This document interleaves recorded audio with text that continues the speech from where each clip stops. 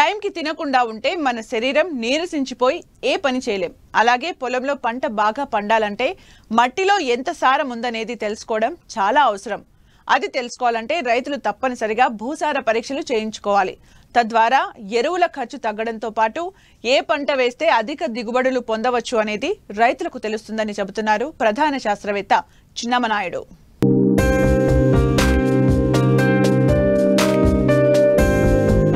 అధిక దిగుబడుల కోసం పంట పొలాల్లో రసాయనిక ఎరువులు, పురుగుమందులు విచ్చలవిడిగా వాడుతున్నారు. దీంతో మనకు తెలియకుండానే భూసారం అనేది క్రమంగా తగ్గిపోతోంది. దీనివలన భూమికి ఉన్న సహజ గుణాలు, నేల ఆరోగ్య పరిస్థితి నానాటికి క్షీణిస్తోంది. అంతేకాకుండా రైతుకు పెట్టుబడి పెరగడంతో పాటు దిగుబడులు తగ్గిపోతున్నాయి. దీనిని అధిగమించి నాణ్యమైన దిగుబడులు పొందాలంటే మట్టిలో ఉండే భూసారాన్ని తెలుసుకోవాలి. ఇందుకోసం భూసార పరీక్షలు చేయించాలి.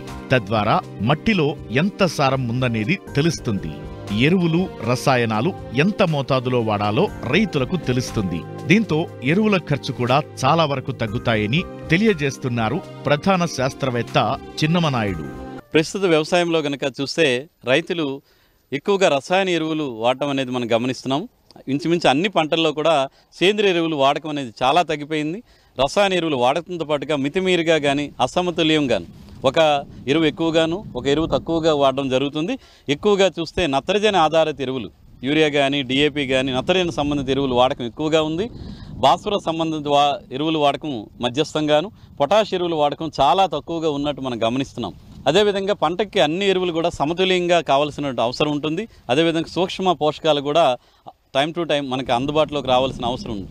దీనికోసం రైతులు ఏంటంటే మితిమీరిన ఎరువుల వాడకం తగ్గించాలంటే ముందుగా భూమి తాలూకా సారాన్ని తెలుసుకోవడం అనేది చాలా అవసరంగా ఉంటుంది. ఈ భూసార పరీక్ష చేసిన తర్వాత మాత్రమే ఎరువుల యాజమాన్యం చేపడితే మనకి వేసిన పంటను బట్టి ఎంత ఎరువు కావాలనేది ఒక రైతుకు ఒక అర్థంలో ఉంటుంది. కాబట్టి మోతాదుని కూడా తగ్గించుకోవడానికి అవకాశం ఉంటుంది. తద్వారా సమతుల ఎరువుల యాజమాన్యం చేపడితే పంట దిగుబడులు కూడా రావడానికి ఎక్కువ ఆస్కారం ఉంటుంది. సాగు ఖర్చుకు తగ్గించుకోవడానికి అవకాశం ఉంటుంది. అదేవిధంగా వాతావరణ కలుషితాన్ని కూడా ఎరువుల రూపంలో తగ్గించుకోవడానికి కూడా మనకు అవకాశం ఉంటుంది. కాబట్టి రైతు సోదరులు భూసార పరీక్ష ఆధారిత ఎరువుల యాజమాన్యం చేపట్టాలి. దీనికి గాను రైతు సోదరులు వాళ్ళు పండించిన భూమి నుంచి మట్టి నమూనాను సేకరించి భూసార పరీక్షా కేంద్రానికి పంపించాలి. ఆ పరీక్షా కేంద్రానికి పంపించే నమూనా తీయాలంటే పంట లేని సమయంలో తీస్తేనే సరైన ఫలితాలు వస్తాయి. కాబట్టి దానికి అనుకూలమైన సమయం వేసవికాలం. ఏప్రిల్ నుంచి మే నెలలో భూమి అంతా ఖాళీ ఉంటుంది. కాబట్టి ఆ సమయంలోనే నమూనాను సేకరించుకోవాలి. ఉదాహరణకు 1 ఎకరా భూమి నుంచి నమూనాను సేకరించాలంటే దాని రిప్రజెంటేటివ్ శాంపుల్ 1/2 కిలో వరకు పరీక్షా కేంద్రానికి పంపించాలి. దీనికి గాను మనకున్నటువంటి ఎకరా భూమి నుంచి ఒక 10 ప్రాంతాల నుంచి నమూనాని మట్టిని సేకరించి దాన్ని మన 1/2 కిలో వచ్చే వరకు తయారు చేసుకోవాలి. దీనికోసం ఆహారధాన్య పంటలకు కానీ అయితే కనుక 1 అడుగు లోతు తవ్వుకోవాలి. తవ్విన మట్టిని కాకుండా అంచుల నుంచి సేకరించినటువంటి మట్టిని 1/2 కిలో వరకు తీసుకురావాలి. దీనికి 10 ప్రాంతాల నుంచి 5 కిలోలు కనుక మనం సేకరించామంటే దీన్ని క్వార్టరింగ్ పద్ధతిలో మనం చేసి 1/2 కిలో వరకు వచ్చే విధంగా శాంపుల్ని తయారు చేయాలి. దీనికి ఏంటంటే 4 భాగాలుగా చేసుకొని మొదటిసారి 1, 2ని పక్కకు పెట్టి 3, 4 కలపాలి. తర్వాత మళ్ళీ 3, 4 పక్కన పెట్టి 1, 2 కలపాలి. ఈ విధంగా ఏంటంటే మనకు 10 ప్రాంతాల నుంచి వచ్చిన మట్టి అంతా కలిసి యూనిఫామ్ శాంపుల్ అనేది పరీక్షా కేంద్రానికి వెళ్తుంది. వీళ్ళని పంపించే ముందు కూడా రైతు తాలూకా వివరాలు, సర్వే నెంబరు, వేసే పంట, వేయబోయే పంట, అలాగే విధంగా మనకు భూములు ఏదైనా సమస్యలు ఎదుర్కొంటున్నామా ఇలాంటివన్నీ కూడా మనం కనుక వివరాలు అందిస్తే భూసార పరీక్షా కేంద్రం వాళ్ళు మనం పంపించిన నమూనాని పరీక్ష చేసి ఆరోగ్య కార్డును కూడా జారీ చేయడం జరుగుతుంది. అందులో మనకు సమస్యకు తగ్గ సూచనలు కూడా అందిస్తారు. దీన్ని కనుక మీరు భూ ఆరోగ్య కార్డును కనుక చూస్తే అందులో ఉదజని సూచిక, కర్బనం, నత్రజని, భాస్వరం, సూక్ష్మ పోషకాలు ఇవన్నీ కూడా వివరాలన్నీ కూడా ఇవ్వడం జరుగుతుంది. దాన్ని కూడా రైతు సోదరులు అర్థం చేసుకొని దానికి తగ్గ వేయబోయే పంటను బట్టి ఎరువులు వేయాల్సిన అవసరం ఉంటుంది. 0.5 కన్నా తక్కువ ఉంటే మనకి భూమిలో సేంద్రియ కర్బనం తక్కువ ఉందని అర్థం చేసుకోవాలి. 0.5 నుంచి 1 వరకు ఉందంటే మధ్యస్థ సేంద్రియ కర్బనం ఉంది, ఆరోగ్యంగా ఉందనే చెప్పుకోవచ్చు.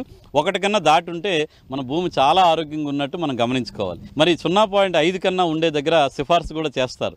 దాంట్లో భూమిలో కర్బన శాతం పెంచుకోవాలంటే పంట వేసే ముందు పచ్చిరొట్ట పంటలు వేయటం, అంటే వరి పంటకు ముందైతే కనుక జీలుగు జన్మ ఇలాంటి బొబ్బర్లు ఇలాంటివన్నీ వేయటం, అదేవిధంగా సేంద్రియ ఎరువులను వీలైనంత వరకు ఈ పశువుల గత్తం, మేకల గత్తం, చెరువు మట్టి కానీ వర్మీ కంపోస్ట్ కానీ వేసి మన సేంద్రియ కర్మాన్ని పెంచడానికి ప్రయత్నం చేయాల్సిన అవసరం ఉంటుంది. అదేవిధంగా ఇంకొకటి ఏంటంటే మన భూమి ఆమ్ల భూముల, సమస్యాత్మక భూముల, క్షార భూముల తెలియాలంటే అందులో ఉదజని సూచిక ఉంటుంది. అది కనుక మీకు 6.5 కన్నా తక్కువ ఉంటే ఆమ్ల భూములు అంటాం, 7.5 దాటి మన ఉదజని చూసుకుంటే క్షార భూములు లేదా చౌడు భూములు అంటాం. ఆమ్ల భూములు కనుక అంటే మీకు 5.4, 5 ఉందంటే ఆమ్ల భూములుగా గమనించి అక్కడ అగ్రికల్చర్ లైమ్ అంటారు, తెల్ల సున్నాన్ని ఎకరానికి 200 కేజీల నుంచి 500 కేజీ వరకు కూడా వేసి కలిగి దున్నుకుంటే ఆమ్ల గుణం తగ్గి అది తటస్థ భూములుగా మారడానికి ఆస్కారం ఉంటుంది. అదే చౌడు భూములు అయితే కనుక అక్కడ మీరు జిప్సం వేసుకోవాల్సిన అవసరం, అంటే 7.8 కనుక అక్కడ ఉందంటే సుమారుగా 200 కేజీల నుంచి 500 కేజీల వరకు జిప్సం ఎరువును వేసి నీరు నిలబెట్టి బయటికి వదిలితే కనుక ఆ చౌడు భూమి అంతా కూడా తటస్థ భూమిగా మారడానికి, మంచి ఆరోగ్యకరమైన భూమిగా మారడానికి ఆస్కారం ఉంటుంది. అదేవిధంగా చౌడు భూములు ఉన్నాయంటే అక్కడ కూడా మనం పచ్చిరొట్ట పంటలను ఒక 3 నుంచి 4 సంవత్సరాల పాటు వేశారంటే ఆ భూములు కూడా మంచి భూములుగా మారడానికి ఆస్కారం ఉంటుంది. కాబట్టి అలాంటి సిఫార్సులు కూడా మీకు ఇవ్వడం జరుగుతుంది. అదేవిధంగా సూక్ష్మ పోషకాలు కూడా జింక్ కానీ, ఐరన్ కానీ, బోరాన్ కానీ, అలాగే మాలిబ్డినం, మ్యాంగనీస్ ఇవన్నీ కూడా అక్కడ సిఫార్సులు ఇస్తారు. అందులో అవి కూడా పీపీఎంలో ఉంటాయి. ఎందుకంటే సూక్ష్మ పోషకాలు మన భూమికి తక్కువ మోతాదులో అవసరం ఉంటాయి కాబట్టి తక్కువ మోతాదులోనే అక్కడ చెప్పడం జరుగుతుంది. పొలంలో ఏ పంటలు లేని వేసవి కాలంలో భూసార పరీక్షలు చేయించడానికి అనువైన సమయం. నేల స్థితిగతులను తెలుసుకుని అవసరం మేర ఎరువులను వాడుకోవడం వల్ల ఎరువులపై పెట్టే ఖర్చును గణనీయంగా తగ్గించవచ్చు.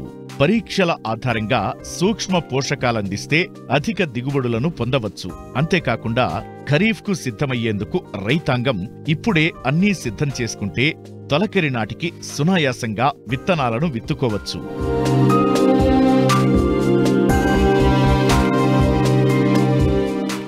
నిమ్మ తోటల్లో రైతును నిరంతరాయంగా వెన్నాడుతున్న సమస్య గజ్జి తెగులు. సమస్యాత్మక నేలల్లో నాటిన తోటల్లోనూ యాజమాన్యం సరిగా లేని తోటల్లో ఈ తెగులు తాకిడి అధికంగా కనిపిస్తోంది. గజ్జి తెగులు వల్ల చెట్లు క్షీణించడంతో పాటు కాయ నాణ్యత లోపించడం వల్ల రైతులు నష్టాలను ఎదుర్కొంటున్నారు. గజ్జి తెగులు తీవ్రత అధికంగా ఉన్న తోటల్లో వేరుకుళ్ళు కూడా ఆశించి చెట్లు తొందరగా చనిపోయే ప్రమాదం ఉంది.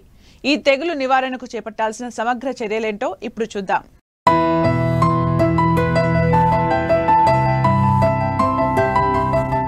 నాటిన 3వ సంవత్సరం నుంచి 30 సంవత్సరాల వరకు నిరంతరాయంగా దిగుబడినిచ్చే పంట నిమ్మ. ఈ తోటల నుంచి ఏడాది పొడవునా కాయ దిగుబడి వచ్చినప్పటికీ నవంబర్ నుంచి వచ్చే పూత నుంచి రైతులు అధిక ఆదాయం పొందుతున్నారు. ఈ పూత నుంచి వేసవిలో కాయ తయారవుతుంది. వేసవిలో నిమ్మకాయకు అధిక డిమాండ్ ఉంటుంది కనుక రైతుకు మంచి రేటు లభిస్తుంది. తెలుగు రాష్ట్రాల్లో ముఖ్యంగా కోస్తా జిల్లాల్లో నిమ్మ తోటలను అధిక విస్తీర్ణంలో సాగు చేస్తున్నారు. కృష్ణా, గుంటూరు, గోదావరి జిల్లాలతో పాటు నెల్లూరు, ప్రకాశం జిల్లాలోని సారవంతమైన మెట్టభూముల్లో ఈ పంట అధిక విస్తీర్ణంలో సాగవుతోంది. నిమ్మ సాగులో అనేక రకాల చీడపీడలను రైతులు సులభంగా అధిగమిస్తున్నప్పటికీ గజ్జి తెగులు బెడదతో ఏడాది పొడవునా ఇబ్బందులు ఎదుర్కొంటున్నారు. ఈ తెగులు వల్ల దిగుబడి తగ్గడమే కాకుండా పంట నాణ్యత తగ్గిపోయి మార్కెట్లో సరైన ధర పొందలేకపోతున్నారు. సాధారణంగా ఈ తెగులు చెట్ల ఆకులు, పండ్ల మీద ఎక్కువగా కనిపిస్తుంది. మొదట ఆకుపై పసుపు పచ్చగా చిన్న చిన్న మచ్చలు ఏర్పడతాయి. క్రమేపీ ఈ మచ్చలు ఉబ్బెత్తుగా, గరుకుగా, గజ్జివలె కనిపిస్తాయి. ఆకులు పసుపు రంగుకు మారి రాలిపోతాయి. కాయల మీద ఈ తెగులు లక్షణాలు గమనించినప్పుడు మచ్చలు ఉబ్బెత్తుగా ఉన్న ప్రాంతాల్లో జిగురు వంటి ద్రవం కారణం కనిపిస్తుంది. తెగులు తీవ్రత అధికంగా ఉన్నప్పుడు కాయల్లో పగుళ్లు సంభవించడం కనిపిస్తుంది. కాయలు ముదరకముందే రాలిపోతాయి. తెగులు తీవ్రమైనప్పుడు చెట్టులోని అన్ని భాగాలకు వ్యాపిస్తుంది. ముళ్ల మీద, పెద్ద కొమ్మల మీద, కాండం మీద, చివరకు వేరుపై కూడా ఈ తెగులు సోకి తీవ్ర నష్టం కలిగిస్తుంది. తెగులు ముదిరిన దశలో కొమ్మలు ఎండిపోయి చెట్టు క్షీణిస్తుంది. గజ్జి తెగులు నివారణకు రైతులు సమగ్ర యాజమాన్యం పాటించాలి. తెగులు సోకిన కొమ్మలను కత్తిరించివేయాలి. 1 గ్రాము స్ట్రెస్టోసైక్లిన్, 30 గ్రాములు బ్లైటాక్స్ 10 లీటర్ల నీటిలో కలిపి 20 రోజుల వ్యవధిలో 2-3 సార్లు చెట్టంతా తడిచేటట్లు పిచికారీ చెయ్యాలి. చెట్ల మొదళ్లపైన, పెద్ద కొమ్మలపైన గజ్జి తెగులు ఉంటే తెగులు ఉన్న బెరడును కత్తితో గోకివేసి బోర్డో పేస్ట్ పూయాలి. తెగులును గుర్తించిన వెంటనే తగిన నివారణ చర్యలు చేపడితే ఈ తెగులు ప్రభావం దిగుబడిపై అంతగా ఉండదు. ఏటా మే, జూన్ నెలల్లో ఎండు కొమ్మలను కత్తిరించి చెట్లకు గాలి, వెలుతురు ధారాళంగా వచ్చేటట్లు చూసుకుంటే గజ్జి తెగులు ఆశించే అవకాశాలు తక్కువగా ఉంటాయి. కొత్తగా తోటలు వేసే రైతులు తెగులును తట్టుకునే బాలాజీ రకాన్ని సాగుకు ఎంచుకోవడం ఉత్తమం. ఈ విధమైన యాజమాన్యంతో ఈ తెగులును సమర్థంగా అధిగమించి నిమ్మలో అధిక దిగుబడితో పాటు నాణ్యమైన ఉత్పత్తిని సాధించవచ్చు. $1 మిలియన్ పంటగా పేరొందిన వనామీ రొయ్యల సాగుకు గడ్డుకాల సమయం. వ్యాధుల తీవ్రత పెరిగి పంట ఎదుగుదలకు అవరోధంగా మారుతోంది. వాతావరణంలో వస్తున్న మార్పులు, చెరువుల్లో సరైన యాజమాన్యం చర్యలు చేపట్టకపోవడానికి తోడు నాణ్యమైన పిల్లల ఎంపిక చేయకపోవడంతో రొయ్య రైతులు తీవ్ర నష్టాల్ని చవిచూడాల్సి వస్తోంది. ఈ సమస్యల నుండి రైతు అధిగమించాలంటే రొయ్య సాగులో చేపట్టాల్సిన మెళకువలు ఏంటో తెలియజేస్తున్నారు పశ్చిమ గోదావరి జిల్లా ఉండి మత్స్య పరిశోధన స్థానం ప్రధాన శాస్త్రవేత్త డాక్టర్ నీరజ తంబిరెడ్డి.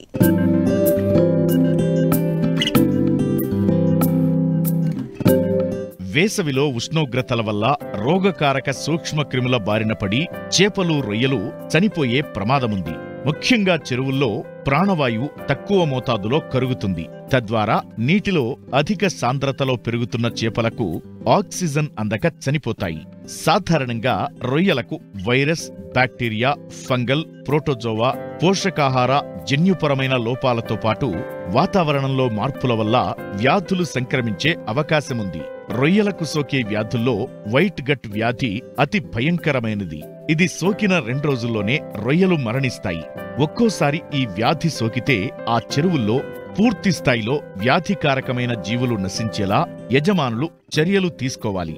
ముఖ్యంగా విబ్రియో జాతికి చెందిన విబ్రియో సర్వే పారాహిమొలైటికస్ వంటి బ్యాక్టీరియాల వల్ల విబ్రియోసిస్ వ్యాధి సోకుతుంది.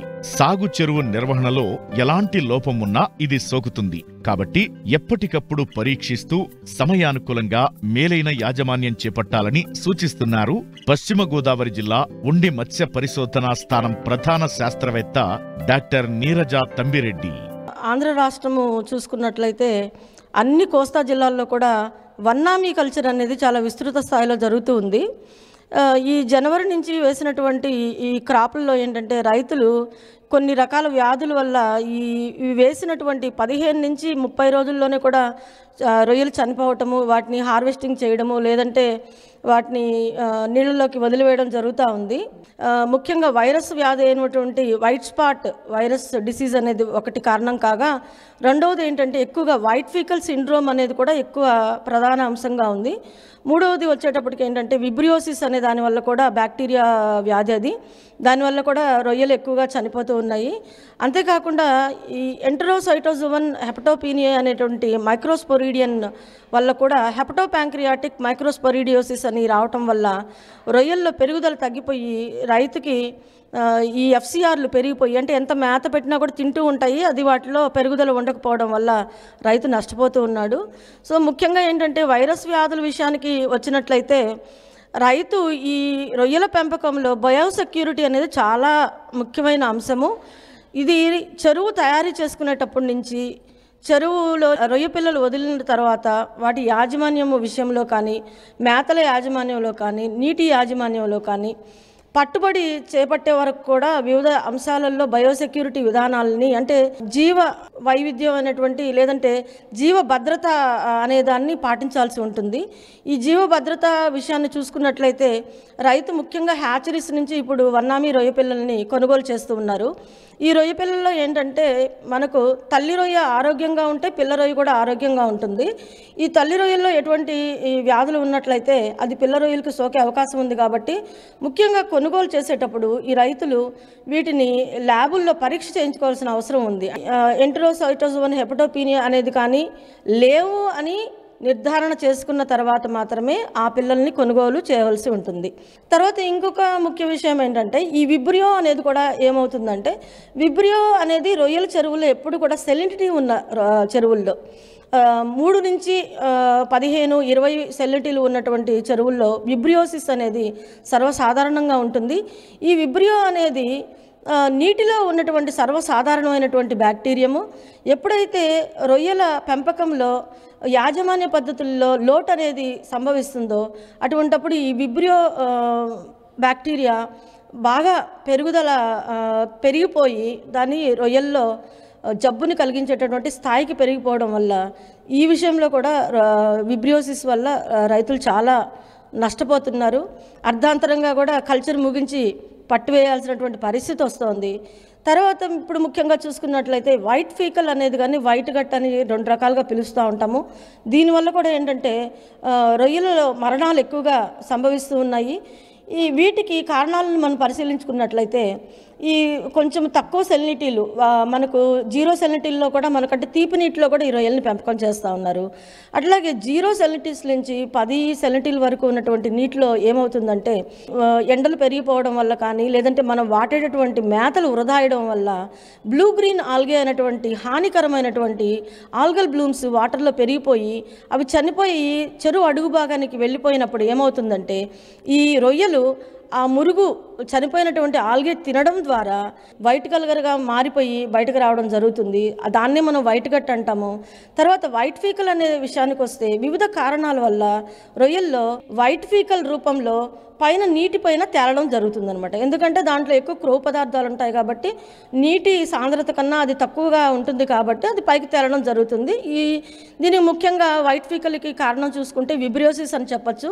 తర్వాత వాడే మేతల్లో ఏమవుతుందంటే ఇప్పుడు కొన్ని సందర్భాల్లో వృక్ష సంబంధమైనటువంటి ప్రోటీన్ సోర్సెస్ మనకు సోయాబీన్ ఎక్కువగా వాడినా లేదంటే ఇంకొక రకమైనటువంటి వృక్ష సంబంధమైనటివి మనము జంతు ప్రోటీన్స్కి బదులు ఇవి ఎక్కువ వాడినప్పుడు ఏమవుతుందంటే వీటిల్లో యాంటీ న్యూట్రిషనల్ ఫ్యాక్టర్స్ అనేటివి ఉండడం వల్ల కూడా ఏంటంటే మన రొయ్యల యొక్క కాలేయ క్లోమంలోని కణాలు దెబ్బతీసే ప్రమాదం ఉంది. అవి చనిపోయి అవి విడిపడి బయటికి రావడము మనకు వైట్ ఫీకల్ రూపంలో బయటకు వస్తుంది. ఇబ్బంది ఎదురైన తర్వాత మనము కాపాడుకోవడం కన్నా కూడా రాకుండా ఏం చేస్తే బాగుంటుంది అనేది మొట్టమొదటి అంశం. అది అంటే చెరువు తయారీ విషయంలోనే మనము జాగ్రత్తలు తీసుకొని దానికి తగ్గట్టుగా మనం ఏంటంటే బ్లీచింగ్ అప్లికేషన్ చేసుకోవటము, దాంట్లో ఉండేటువంటి వైరస్ వాహకాలైనటువంటి కొన్ని రకాలైనటువంటి మైక్రో ఆర్గానిజమ్స్ కానీ జూప్లాంక్టాన్ కానీ ఉంటాయి. వాటిని నియంత్రించడం ద్వారా మనం ఏంటంటే మనకు వాటర్ ఫిల్టరేషన్ చేసుకొని తీసుకోవటం ద్వారా కూడా ఏంటంటే చెరువుని జాగ్రత్తగా తయారు చేసుకొని మనం చెరువులో కూడా నీటి రంగు బాగా ఉండేటట్టు చూసుకోవాలండి. ప్లవకాల ఉత్పత్తి అనేది చాలా చాలా ముఖ్యమైన అంశం. నీటిలో తగిన ప్లవకాలు వచ్చిన తర్వాత మాత్రమే మనము రొయ్య పిల్లలు వదులుకోవాలి. ముఖ్యంగా రన్నింగ్ మోర్టాలిటీ సిండ్రోమ్ రొయ్యల సాగులో దీర్ఘకాల వ్యాధి. మేత అధికంగా ఇవ్వడం, మినరల్స్, ఇతర రసాయనాలను అవసరం లేకపోయినా వాడడం, చెరువుల్లో సేంద్రియ పదార్థాల గాఢత ఎక్కువైనప్పుడు రొయ్యలు క్రమేణా చనిపోతుంటాయి. దీనివల్ల చెరువుల్లో పిల్ల సంఖ్య తగ్గడంతో పాటు ఖర్చు పెరిగి నష్టం వాటిల్లుతుంది. మనకు రొయ్య పిల్లలను వదులుకున్న తర్వాత మేతల యాజమాన్యం అనేది చాలా చాలా ముఖ్యమైన అంశము. ఎక్కువగా ఏంటంటే మేతల యాజమాన్యం చేసేటప్పుడు ఒక్కొక్కసారి వాతావరణ పరిస్థితులు ప్రతికూలంగా ఉన్నప్పుడు అంటే సడన్గా వర్షం వచ్చినా మబ్బులు పట్టినా అష్టమి నవములకు తర్వాత మనకు అమావాస్య పౌర్ణాలకి ఇవి రెగ్యులర్గా ఏమంటే రొయ్యలు గుల్ల కొట్టి పెరుగుదలని చేసుకుంటూ ఉంటాయి. కాబట్టి ఈ సమయాల్లో మనం ఇచ్చే మేత కన్నా కూడా తగ్గించి అంటే మనము 30 నుంచి 50% వరకు మేతను తగ్గించి చెక్ట్రేలలో మనం చూసుకొని తింటుందా లేదా అని పరిశీలించుకొని తగ్గించుకొని వాడుకున్నట్లయితే మేతల వృధా అనేది చాలా చాలా వరకు తగ్గడమే కాకుండా చెరువులో చేరి వ్యర్థ పదార్థాలు తర్వాత కాలుష్యం అనేది కూడా చాలా వరకు నివారించవచ్చు. ముఖ్యంగా ఏంటంటే రొయ్యలు ఒత్తిడికి గురి కావడానికి వ్యాధుల బారిన పడటానికి ముఖ్యమైన అంశం ఏంటంటే ఈ మేతలు దుర్వినియోగం చేయడం వల్ల అధికమైనగా ఇచ్చేసిన దానివల్ల ఏమవుతుందంటే చెరువు కాలుష్యానికి గురయ్యి తర్వాత ఈ వ్యాధికారక జీవులు పెరిగిపోయి ఈ రొయ్యల్లో కూడా స్ట్రెస్ పెరిగిపోయి ఒత్తిడి పెరిగిపోయి చనిపోవడం జరుగుతూ ఉంటుందన్నమాట. తర్వాత ముఖ్యంగా మనం ఏంటంటే ఆక్సిజన్ అనేది చాలా ఇంపార్టెంట్ ఈ రొయ్యల విషయంలో కూడా. రొటీన్గా కెమికల్స్ వాడేదానికన్నా కూడా ఈ సాయిల్ ప్రోబయోటిక్స్ అనేది కానీ లేదంటే ఈ రొయ్యలకి ఆహారంలో ఫుడ్ ద్వారా మనము ప్రోబయోటిక్స్ పీరియాడికల్గా ఇచ్చుకున్న దాన్ని బట్టి తర్వాత రొయ్యకి ముఖ్యంగా విటమిన్ సి అనేది చాలా ఇంపార్టెంట్ అండి. ఈ విటమిన్ సి అనేది ఏంటంటే రొయ్య గుల్ల కొట్టిన తర్వాత దానికి కొత్త గుల్ల రావాలంటే ఈ విటమిన్ సి ఉండడం ద్వారా కొత్త గుళ్ళను ఏర్పరచుకునేటువంటి సామర్థ్యం పెరుగుతుంది. రొయ్య పెరిగే కొద్దీ మన నీటిలో ఉన్నటువంటి వాతావరణంలో తేడాల వల్ల ఈ విటమిన్ సి అనేది సరిగా అందుబాటులో ఉండదు. కాబట్టి ఈ విటమిన్ సి సప్లిమెంటేషన్ అనేది కూడా మనము రెగ్యులర్గా మనము ఫీడ్లో ఇచ్చుకున్నట్లయితే చక్కగా ఉంటుంది. తర్వాత ఈ రొయ్యల మేతల విషయానికి వచ్చినట్లయితే రైతులు అశ్రద్ధ, అంటే మనకు ఏముందులే, మనకు 2 సార్లు ఇస్తే సరిపోతుంది, 3 సార్లు ఇస్తే సరిపోతుంది అనేది కాకుండా ఫెర్మెంటేషన్ పద్ధతిలో పులియబెట్టడం ద్వారా మనము తవుడు కానీ లేదంటే బెల్లము, అదే రకంగా మనకు కొంత డిఏపి ఇవన్నీ కూడా మిక్స్ చేసుకొని, ఈస్ట్ అనేది మిక్స్ చేసుకొని ఒక 24 గంటలు ఏదన్నా మనకు మంచి ప్రోబయోటిక్ ఒక 250 గ్రాములు మనం మిక్స్ చేసుకొని ఒక 200 లీటర్ల ప్లాస్టిక్ డ్రమ్లో నానబెట్టుకొని ఒక 24 గంటల నుంచి 36 గంటలు తర్వాత ఉదయం పూట మనం చెరువు మీద చల్లుకున్నట్లయితే సహజమైనటువంటి ఆరోగ్యకరమైనటువంటి బ్యాక్టీరియాలు ఉత్పత్తి చెందడమే కాకుండా ప్లాంక్టాన్ అనేది కూడా ఆరోగ్యకరమైనటువంటి ప్లాంక్టాన్ ఉత్పత్తి చేయడం ద్వారా రొయ్యల ఆరోగ్యం బాగుంటుంది. చివరి వరకు మనము కల్చరు కొనసాగించి సత్ఫలితాలు పొందేదానికి అవకాశం ఉంటుందండి. రొయ్యల సాగులో వ్యాధుల పట్ల అవగాహన కలిగి ఉండి శాస్త్రీయ పద్ధతులను అవలంబిస్తేనే మంచి ఫలితాలను సాధించేందుకు వీలుంటుంది. ప్రభుత్వ గుర్తింపు పొందిన హేచరీల నుంచే నాణ్యమైన పిల్ల ఎంపిక చేసుకోవాలి. చెరువుల నిర్వహణలో జాగ్రత్తలు తప్పనిసరిగా పాటించాలి. నీరు, మట్టి, రొయ్య నిత్యం పరీక్షించుకోవాలి.